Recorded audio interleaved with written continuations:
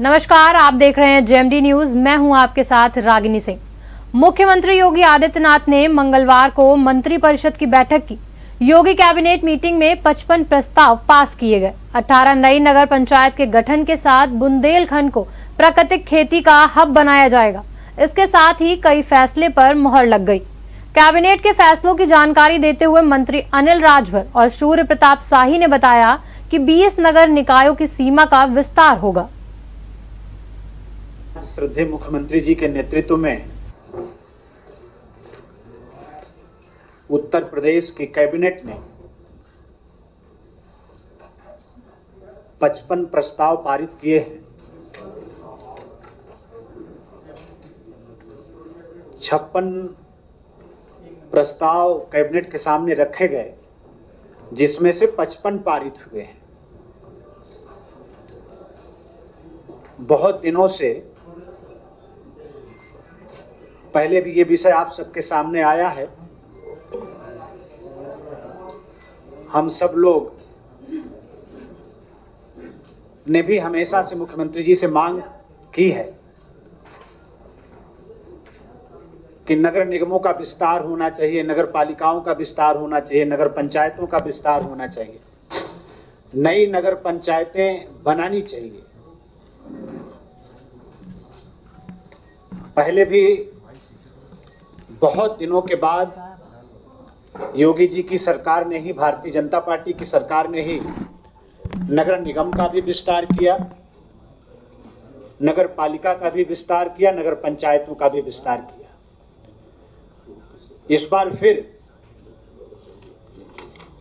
जहां जरूरी था, जहां की जनता मांग कर रही थी, हमारे सम्मानित जनप्रतिनिधि भी मांग कर रहे थे, ऐसे और जिन कस्बों ने मानक को पूरी तरीके से मानक पूरा कर लिया था, ऐसे तकरीबन 18 नई नगर पंचायतों का गठन सरकार फिर से करने जा रही है और 20 नगर निकायों की सीमा का विस्तार भी करने का फैसला आज उत्तर प्रदेश की कैबिनेट ने लिया है। जो नई नगर पंचायतें बन रही हैं उसको हम जरूर आपके सामने रखना चाहेंगे। कटरा गुलाब सिंह बाजार प्रतापगढ़, हीरागंज बाजार प्रतापगढ़, कटरा गुलाब सिंह बाजार प्रतापगढ़, हीरागंज बाजार प्रतापगढ़, गढ़वारा बाजार प्रतापगढ़, गढ़वारा, भीरा लखीमपुर खीरी, भीरा, गैसड़ी बलरामपुर, गैसड़ी बलरामपुर, खखेरू फतेहपुर, कारिकन धाता फतेहपुर, फतेहपुर,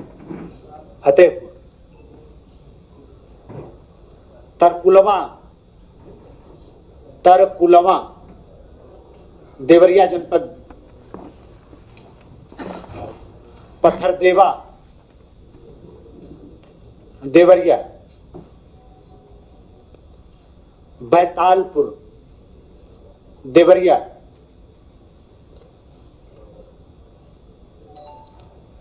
मिरहची एटा,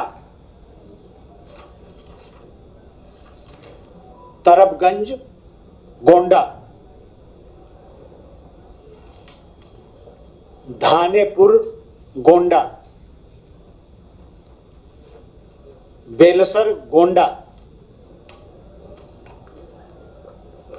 मार्टिनगंज आजमगढ़,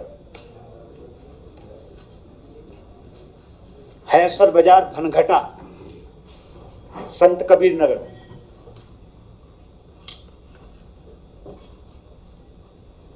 उरावा बाजार गोरखपुर,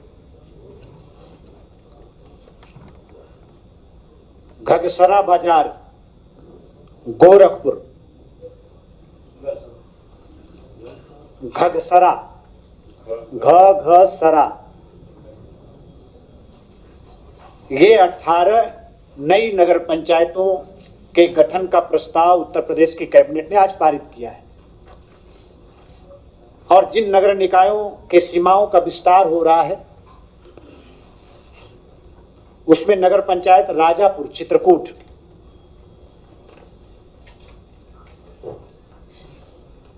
नगर पंचायत मटौद बादा, नगर पंचायत पाली हरदोई, नगर पंचायत लालगंज प्रतापगढ़, नगर पंचायत कटरा मेदनीगंज प्रतापगढ़, नगर पंचायत मानिकपुर, ये भी प्रतापगढ़, नगर पंचायत भगवंत नगर उन्नाव, नगर पंचायत उगू, नगर पंचायत उगू उन्नाव, नगर पंचायत सहपऊ हाथरस, नगर पंचायत मलिहाबाद लखनऊ, नगर पंचायत बड़हलगंज गोरखपुर, नगर पंचायत महाराजगंज आजमगढ़,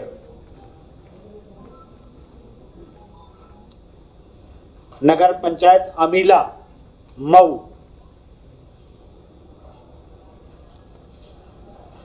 नगर पंचायत पचपेढ़वा बलरामपुर, नगर पंचायत कुरारा हमीरपुर, नगर पंचायत सलोन रायबरेली, नगर पंचायत महोली सीतापुर,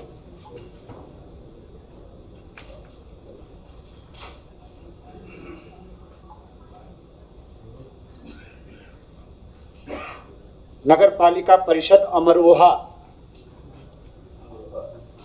अमरोहा, इसके भी सीमा का विस्तार कर रहे हैं। नगर पालिका परिषद Mahmudabad Sitapur,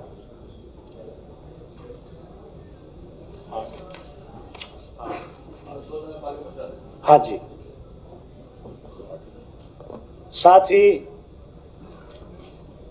is of doing business,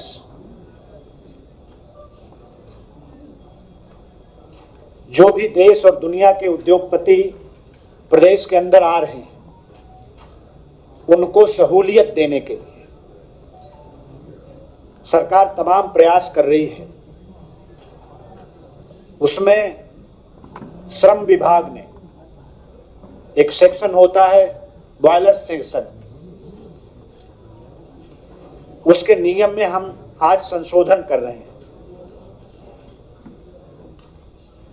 कहीं कोई बॉयलर्स में कोई छेड़छाड़ हो जाती थी, कहीं कोई बिना शासन प्रशासन को सूचना दिए उसको कहीं उठाकर एक जगह से दूसरे जगह कोई ले जाता था, कहीं एक जगह से उठाकर दूसरे जगह स्थापित कर देता था, तो उसमें सजा का प्राविधान था, 2 साल की सजा जुर्माना के साथ।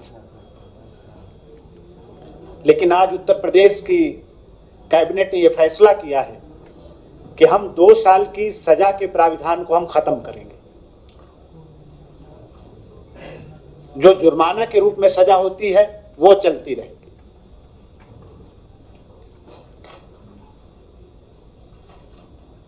इससे काफी जो एक सकारात्मक वातावरण का निर्माण श्रद्धेय मुख्यमंत्री जी के नेतृत्व में प्रदेश के अंदर हुआ, तमाम इन्वेस्टर आज प्रदेश की तरफ आकर्षित हो रहे हैं। उस प्रयास को भी बल मिलेगा। आज इसको भी हम लोग, ये फैसला भी उत्तर प्रदेश की कैबिनेट ने किया है।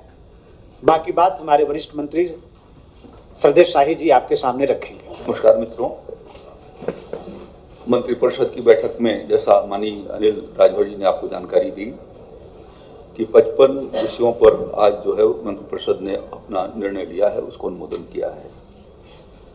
एक महत्वपूर्ण फैसला बुंदेलखंड के सभी 7 जनपदों के 47 विकास खंडों के भीतर प्राकृतिक खेती, जो भारतीय प्राकृतिक कृषि पद्धति है, उसके अनुसार प्रत्येक विकास खंड में 500 हेक्टेयर के क्लस्टर के रूप में चरणबद्ध तरीके से करने का फैसला किया है। इस निर्णय के अनुसार 5 वर्ष में 23,500 हेक्टेयर क्षेत्रफल के भीतर 470 क्लस्टर बना करके यह कार्य संपन्न किया जाएगा।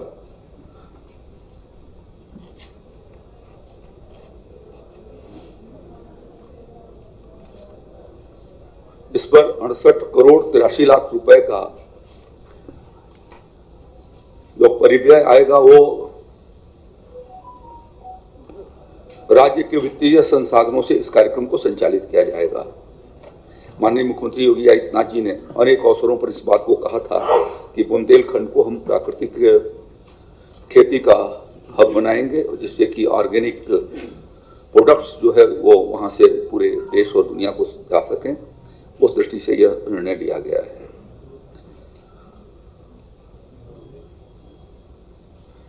पहले चरण में 235 क्लस्टर बनाए जाएंगे, इस साल से शुरू किए जाएंगे और अगले साल फिर 235 क्लस्टर चलेंगे। प्रत्येक क्लस्टर 50 हेक्टेयर का होगा। नजदीक के 1, 2, 3 गांव से उन किसानों का जो इच्छुक होंगे उनका चयन करेंगे। प्राथमिकता उन किसानों को देंगे जिनके पास अपनी देशी गाय है या जो किसान निराश्रित गो वंश स्थल से, गौशालाओं से वह गाय ले जाकर के पालने की दृष्टि से वो ले जाना चाहते हैं। इस योजना के संचालन किए जाने से जमीन की उर्वरा शक्ति बढ़ेगी, उसमें ऑर्गेनिक मैटर कार्बन की बढ़ोतरी होगी। जो बुंदेलखंड में छुट्टा जानवरों की समस्या है उसका समाधान किया जा सकेगा और रसायन और पेस्टिसाइड, इंसेक्टिसाइड से मुक्त हम पौष्टिक आहार अपने प्रदेश की जनता को उपलब्ध करा सकेंगे। केमिकल फर्टिलाइजर के प्रयोग को कम होने से विदेशी मुद्रा का भी बचत अपने देश को कराया जा सकेगा। एक दूसरा महत्वपूर्ण निर्णय माननीय मुख्यमंत्री जी की अध्यक्षता में मुख्यमंत्री फेलोशिप कार्यक्रम के क्रियान्वयन के अनुमोदन का प्रस्ताव स्वीकृत हुआ है। जैसा आप जानते हैं कि पूरे देश भर में 120 आकांक्षा एस्पिरेशनल डिस्ट्रिक्ट हैं, उसमें से 8 उत्तर प्रदेश जनपद के भीतर हैं। हमारे 5 जनपद देश के जो नंबर 20 है उसमें से अच्छे तरीके से इंप्रूव किया है। वो विद इन 20 यानी 5 हमारे जनपद उसके भीतर हैं। उसी तरीके से उत्तर प्रदेश के भीतर ऐसे 100 जो विभिन्न योजनाओं के भीतर पीछे विकास खंड है उनका चयन करके और उनको आकांक्षात्मक विकास खंड के रूप में हम लोग बनाने का फैसला कर रहे हैं, जिसके भीतर इस फेलोशिप कार्यक्रम के भीतर 100 शोधार्थियों को जो आईटी के होंगे या विभिन्न सेक्टर के जो रिसर्च स्कॉलर्स होंगे उन्हें इस कार्यक्रम के अंतर्गत 30,000 रुपए प्रतिमाह की दर से 30,000 रुपए प्रतिमाह की दर से उनको फेलोशिप दिया जाएगा और वहां पर उन्हें 1 टैबलेट भी उपलब्ध कराई जाएगी, जिससे कि वहाँ के पूरे डाटा को फीड कर सके जो वहाँ की आवश्यकता है, क्या कैसे उनकी समस्याओं का समाधान कर सकते हैं, उसकी क्या क्या प्रायोरिटी होनी चाहिए, निराकरण के क्या उपाय हैं, इसके संदर्भ में वो उसको सुझाव देंगे। और उससे जो हमारे ये 100 विकास खंड हैं, वो अन्य विकास खंडों के जो उनकी जीडीपी है वो उन विकास खंडों तक पहुंच जाए, जो सस्टेनेबल डेवलपमेंट गोल के लक्ष्य हैं वो उससे ऊपर हम ऊपर उठ जाएं। तो इस दिशा में उनके द्वारा सहयोग प्राप्त होगा। इन जनपदों के भीतर जिलाधिकारी और मुख्य विकास अधिकारी के पर्यवेक्षण में इन शोधार्थियों के द्वारा कार्यक्रम संचालित किए जाएंगे। इनके भीतर कृषि, ग्रामीण विकास, पंचायती राज से संबद्ध क्षेत्र, वन, पर्यावरण, जलवायु, शिक्षा, स्वास्थ्य, स्वच्छता, पोषण, कौशल विकास, जो SGDP के पॉइंट्स हैं उनके अनुसार ऊर्जा नवीनीकरण, data science, artificial intelligence, IT, ITS, जैव औद्योगिकी, machine learning, data governance, banking और वित्त, राजस्व, लोक नीति और गवर्नेंस के क्षेत्रों में अध्ययन करके ऐसे विद्यार्थियों का चयन किया जाएगा। ऐसे अभ्यर्थियों के पास प्रमुख संस्थानों से प्रथम श्रेणी या न्यूनतम 60% अंकों के साथ स्नातक अथवा उच्च शैक्षिक योग्यता होनी चाहिए, वो सूचीबद्ध करके इसमें, या उनके पास उत्कृष्ट कंप्यूटर कौशल और इंफॉर्मेशन टेक्नोलॉजी के संचालन का यदि उसके पास ये स्किल्ड है तो ऐसे अभ्यर्थियों को जिनकी उम्र 40 वर्ष से कम होगी उनका चयन किया जाएगा।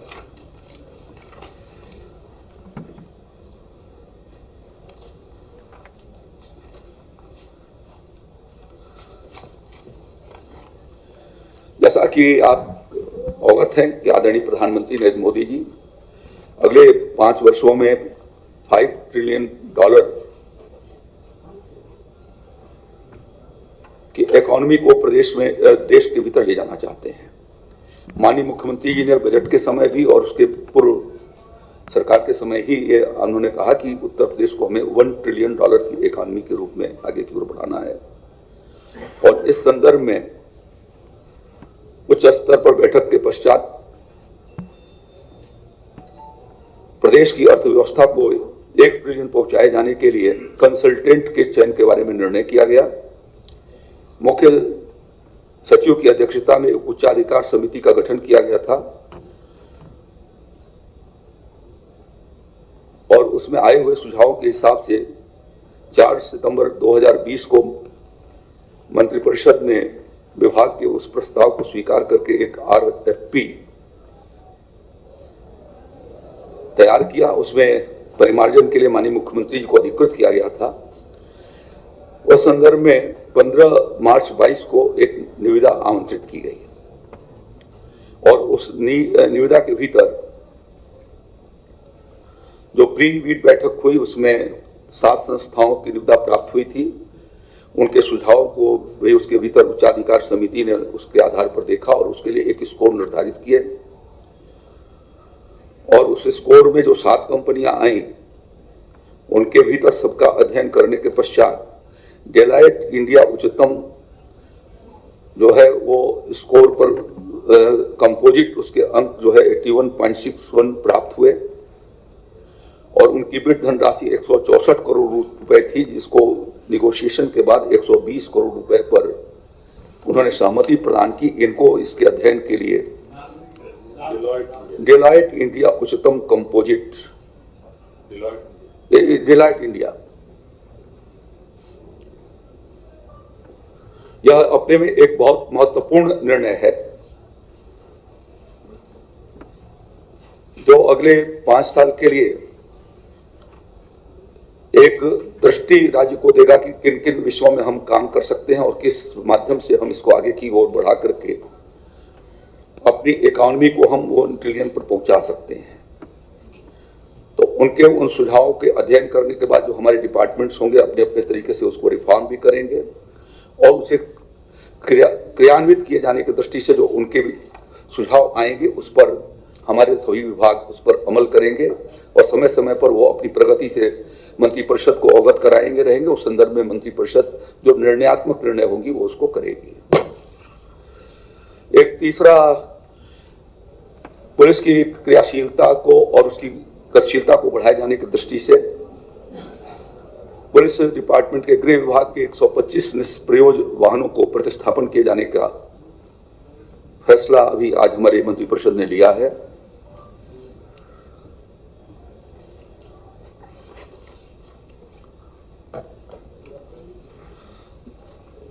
जिला पंचायत अध्यक्षों और क्षेत्र पंचायत के अध्यक्षों के सम्मेलन में माननीय मुख्यमंत्री जी के समक्ष एक उनकी ओर से सुझाव आए थे कि जिला पंचायत और क्षेत्र पंचायत और उनके अध्यक्षों को और ब्लॉक प्रमुखों को साथ साथ में जो उनके भीतर काम करने वाले हमारे जो अधिकारी हैं उनके कॉन्टीजेंसी की लिमिट जो है वो बहुत कम है। जिला पंचायत अध्यक्ष के पास 5000 की कॉन्टीजेंसी लिमिट थी, उसको बढ़ा करके 25,000 करने का फैसला आज लिया गया है। इसी तरीके से क्षेत्र पंचायत प्रमुख के 2500 की कॉन्टीजेंसी को बढ़ा करके 5000 करने का फैसला लिया गया है।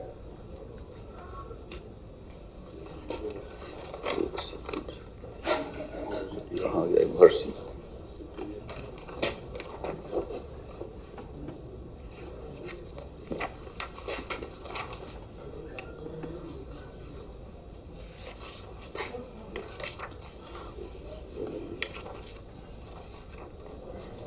उत्तर प्रदेश में महर्षि सूचना प्रौद्योगिकी विश्वविद्यालय है, जिसकी स्थापना 2001 में हुई थी। इनका मुख्यालय लखनऊ में था और इन्हें अपने अतिरिक्त जो है वो एक नोएडा कैंपस ये चला रहे थे। तो राज्य सरकार को सूचना देकर के वो चला रहे थे, लेकिन उसको यूजीसी ने जो ये माना कि ये राज्य सरकार से पूर्वानुमति नहीं है, सिर्फ सूचना है, और इस कारण से उस परिषद को उन्होंने बंद करने के लिए निर्णय किया था। और उसके कारण जो वहां से छात्र निकले थे उनको कठिनाइयां जा रही थी, उनके समाधान की दृष्टि से आज एक संशोधन करते हुए इस बात का निर्णय लिया गया है कि उनको 9 जून 2014 से नोएडा कैंपस को घटक इकाई मान करके जो है उनको संचालन की अनुमति दी जा रही है, जिससे वहां के विद्यार्थी जो अध्ययनरत छात्र रहे हैं, जिनके डिग्रियों की मान्यता के भीतर कठिनाइयां रही हैं, उनका समाधान होगा और इससे उनकी कठिनाई का निराकरण निकाला जा सकेगा। ये उत्तर प्रदेश महर्षि सूचना प्रौद्योगिकी विश्वविद्यालय जो इनका अधिनियम बना था, उनका मुख्यालय यहां पर था और वो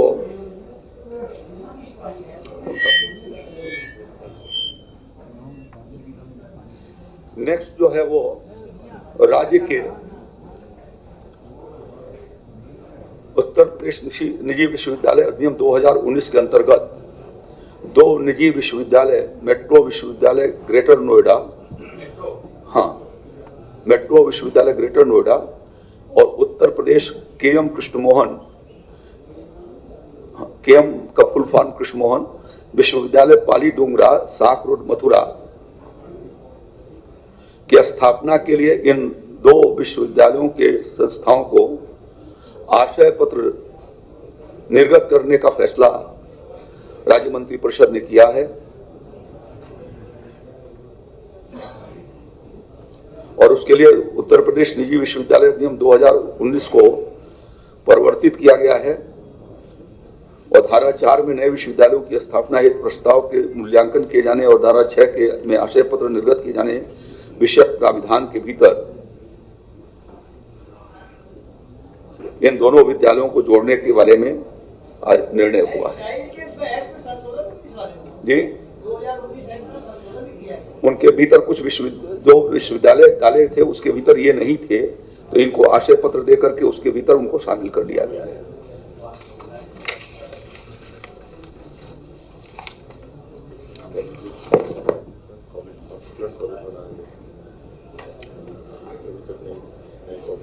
इसमें एक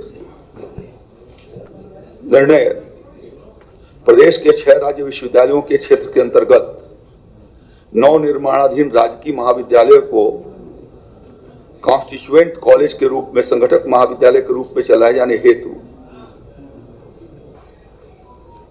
प्रस्ताव को स्वीकृति देते हुए 9 महाविद्यालयों में शैक्षणिक सत्र का कार्य प्रारंभ किए जाने की स्वीकृति प्रदान की गई है।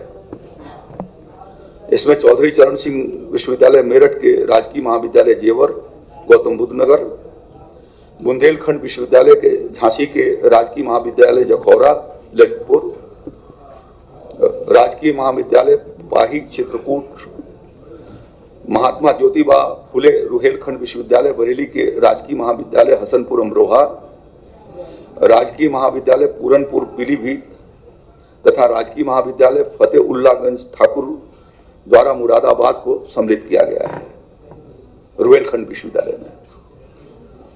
इसी प्रकार डॉक्टर भीमराव अंबेडकर आगरा विश्वविद्यालय आगरा के अंतर्गत राजकीय महाविद्यालय नगला चंद्रभान फरह मथुरा, छत्रपति शाहू जी महाराज विश्वविद्यालय कानपुर के राजकीय महाविद्यालय पूर्वा उन्नाव तथा लखनऊ विश्वविद्यालय लखनऊ के राजकीय महिला महाविद्यालय मिश्री सीतापुर को कॉन्स्टिट्यूएंट विद्यालय के रूप में सम्मिलित किया जा रहा है। यानी उनके कार्य क्षेत्र पहले से आवंटित हैं, उनके क्षेत्रों के भीतर जो जनपदों के भीतर जो विद्यालय आए हैं, इन सभी 9 महाविद्यालयों को 6 राज्य विश्वविद्यालयों के साथ कॉन्स्टिट्यूएंट्स इनको संगठक महाविद्यालय के रूप में संबद्ध किया जा रहा है।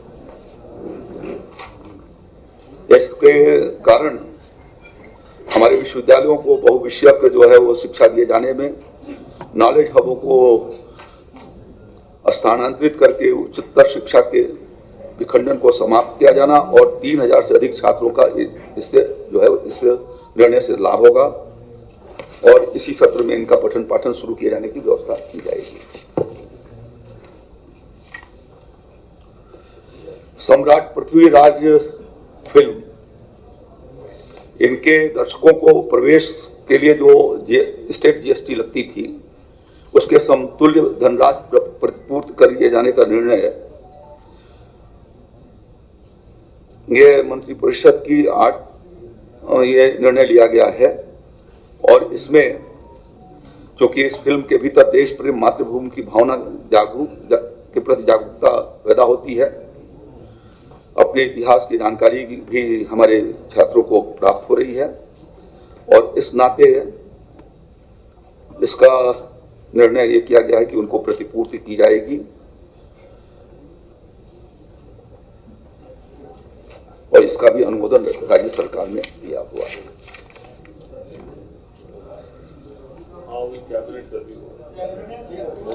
हाँ, 4 कॉमर्शियल कोर्टों की स्थापना के बारे में भी निर्णय हुआ है। अभी तक 13 स्थानों पर पहले से कॉमर्शियल कोर्ट चला करते रहे हैं, जहां पर कॉमर्स संबंधित जो मैटर्स आते हैं तो स्पेसिफिक उसके लिए जो है वो माननीय उच्च न्यायालय के निर्देशानुसार जो है वो कुछ जिलों के भीतर कॉमर्शियल कोर्ट थे। यह आवश्यकता समझी गई कि इन 4 स्थानों पर और खोले जाएं। गौतम बुद्ध नगर, मेरठ, आगरा और लखनऊ, इन 4 स्थानों पर ये और कमर्शियल कोर्ट खोले जाएंगे।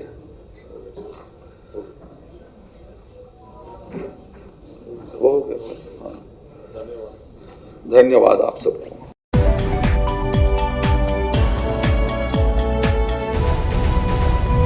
अगर आपको हमारा वीडियो पसंद आया हो तो हमें लाइक करें, सब्सक्राइब करें और ज्यादा से ज्यादा शेयर करें और हाँ, बेल आइकॉन दबाना ना भूलें ताकि हर खबर का अपडेट आप तक पहुंचे तुरंत।